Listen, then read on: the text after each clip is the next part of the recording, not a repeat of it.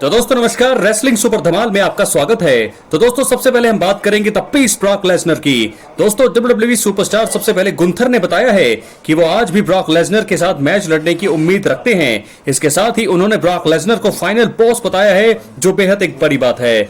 दोस्तों एक समय पर ऐसा लग रहा था जैसे WWE ये मुकाबला बुक कर सकती है, लेकिन फिर ब्रॉक लेसनर विवादों में फंस गए और ये मुकाबला नहीं हो सका।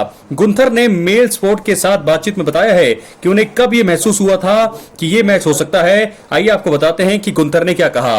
उन्होंने कहा, जाहिर सी बात है कि मैंने इसके बारे में कुछ तो सुना था। मैंने हमेशा ब्रॉक लेसनर को अपने फाइनल बॉस की तरह देखा है। मैं हमेशा ही उस तरह से दिखाया जाता हूं जैसे कि NXT UK champion, intercontinental champion. मैं उस डिवीजन का फाइनल बॉस था। ब्रॉक लेसनर एक लंबे समय के लिए पूरी कंपनी के फाइनल बॉस थे। मैं हमेशा खुद को भविष्य में उनके जैसी सिचुएशन में देखता था और इसके लिए आपको उनके साथ रिंग साझा करनी ही पड़ेगी। तो आपको बता दें कि गुंथर ने इसके साथ ही आगे कहा, यह देखना होगा कि मैच होने की संभावना है या नहीं। मैं बिल्कुल तैयार हूं। इस समय की सिचुएशन कैसी है मैं उसके बारे में कुछ ज्यादा नहीं जानता हूं। मुझे लगता है कि हम एक बार रॉयल रंबल में आमने सामने आए थे।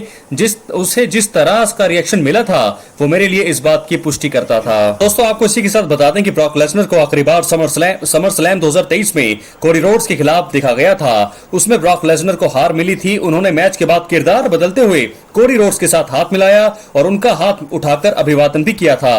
वो इसके बाद से ही WWE से दूर हैं। रेसलमेनिया 40 की नाइट 1 के बाद हुई प्रेस कॉन्फ्रेंस के दौरान ट्रिपल एच ने ब्रॉक लेसनर को लेकर जानकारी दी थी कि वो कंपनी के साथ हैं। उन्होंने ये भी कहा है कि ब्रॉक लेसनर इस समय घर पर आराम कर रहे हैं।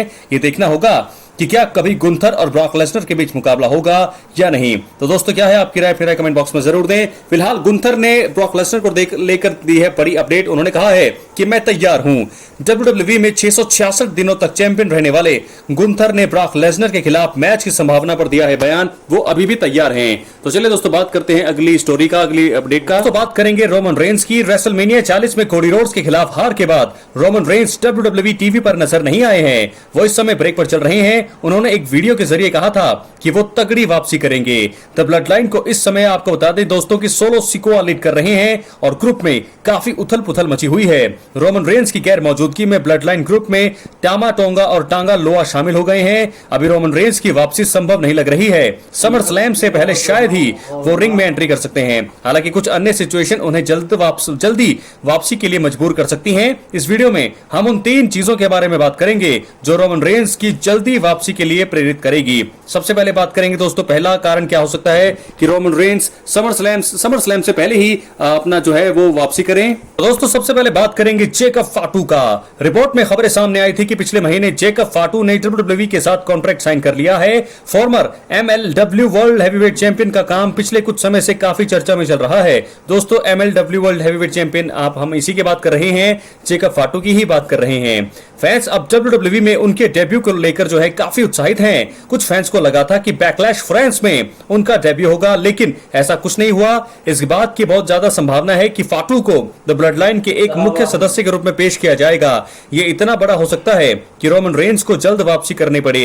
रोमन रेंस की मौजूदगी में अगर उनका डेब्यू होगा तो इस प्रभाव आगे जाकर काफी अच्छा होगा। इससे फाटू का भी आगे बढ़ने में हेल्प मिलेगी। साथ ही कंपनी द्वारा जेकब फाटू को काफी ताकतवर भी दिखाया जा सकता है। तो पहला कारण यह है जेकब फाटू के लिए रोमन रेंस को जल्दी ही वापस आना पड़ेगा। तो बात करेंगे दूसरे कारण का। बता दें दोस्तों कि WWE में इस समय करीब 15 से ज्यादा सुपरस्टार इंजरी से जूझ रहे हैं। रोस्टर में कोई भी बड़ा सुपरस्टार नहीं है। कंपनी के लिए यह जरूर चिंता का विषय बन गया है। आए दिन कोई ना कोई सुपरस्टार इंजरी के चलते बाहर हो रहा है। WWE को बहुत ही ज्यादा नुकसान का सामना जो है भी करना पड़ रहा है, क्योंकि ऑस्कर समेत कई बड़े बड़े सुपरस्टार इस समय इंजरी के चलते अब ब्रेक पर चले गए हैं। बैकलैश फ्रांस इवेंट अच्छा रहा, लेकिन रेटिंग में काफी गिरावट देखने को मिली। अब अगर कंपनी ने के कुछ और टॉप सुपरस्टार्स को अचानक चोट लग गई और रेटिंग में फिर से गिरावट आ गई तो फिर क्या होगा। ऐसे में ट्रिपल एच को मजबूरी में अपने सबसे बड़े सुपरस्टार रोमन रेंस को बुलाना होगा। रोमन रेंस एक फ्री एजेंट है और वो किसी भी ब्रांड में काम कर सकते हैं और साथ ही साथ अब तक जरूरत हो तब तक वो काम कर सकते हैं। दोस्तों रोमन रेंस का आना बहुत ही ज्यादा जरूरी है। रोमन रेंस के फैन दुनिया भर में हैं, इसलिए उनकी वापसी जो है कई लोग एक एक जो जितने भी फैन हैं WWE के सभी आस लगाकर बैठे हैं कि कब रोमन रेंस रेसलमेनिया 40 के बाद जो है कब वापसी करेंगे। बात करेंगे तीसरे और आखिरी कारण का। दोस्तों बात करें रोमन रेंस के ब्रेक पर चले जाने से सबसे ज्यादा पॉल हेमन प्रभावित हुए हैं, सबसे ज्यादा परेशानी पॉल हेमन को हुई है। रोमन रेंस के बिना पॉल हेमन एकदम डरे हुए लग रहे हैं। सोलो सिकोआ से खुलकर वो बात भी नहीं कर पाते हैं। सोलो सिकोआ के कई फैसलों से पॉल हेमन खुश भी नजर नहीं आ रहे हैं। सोलो सिकोआ का व्यवहार भी hall of famer Paul Heyman के प्रति कुछ अच्छा नहीं रहा है। ऐसा लगता है कि सिकोआ ने टामा टोंगा और टांगा लोआ के साथ मिलकर नए ब्लड लाइन बना ली है। सिकोआ ने सबसे पहले जिमी ऊसो को ग्रुप से बाहर कर दिया। अब अगर पॉल हेमन के ऊपर अटैक करते हैं और उन्हें ग्रुप से बाहर कर देंगे तो फिर रोमन रेंस की तुरंत वापसी हो सकती है। ब्लड लाइन में जिस तरह की चीजें चल रही है उसे देखकर ऐसा होने की संभावना ज्यादा लग रही है कि पॉल हेमन पर यहां पर अटैक कभी भी हो सकता है, क्योंकि पॉल हेमन बिल्कुल भी खुश यहां पर नजर नहीं आ रहे हैं जिस तरह से सोलो सिकोआ जो है बिहेव कर रहे हैं उनके साथ, और जिस हिसाब से वो ब्लड लाइन को चला रहे हैं उसके चलते पॉल हेमन काफी डरे हुए हमेशा से दिखाई दे रहे हैं। जब से सोलो सिकोआ लीड कर रहे हैं शुरू से लेकर अभी तक, जब से रोमन रेंस नहीं है, ऐसे में पॉल हेमन पर कभी भी यहां पर अटैक हो सकता है या पॉल हेमन खुद ही यहां से भाग सकते हैं। तो ऐसे में रोमन रेंस का आना उनके लिए बहुत जरूरी होगा। दोस्तों इस प्रकार तीन चीजें जो WWE में रोमन रेंस को जल्दी से जल्दी वापसी के लिए मजबूर कर सकती हैं, वो तीनों चीजें हमने आपको बताई हैं, तीनों कारण आपको बताए हैं। क्या है आपकी राय मेरे कमेंट बॉक्स में जरूर दें। रोमन रेंस की वापसी का हर कोई बड़ी बेसब्री से वेट कर रहा है।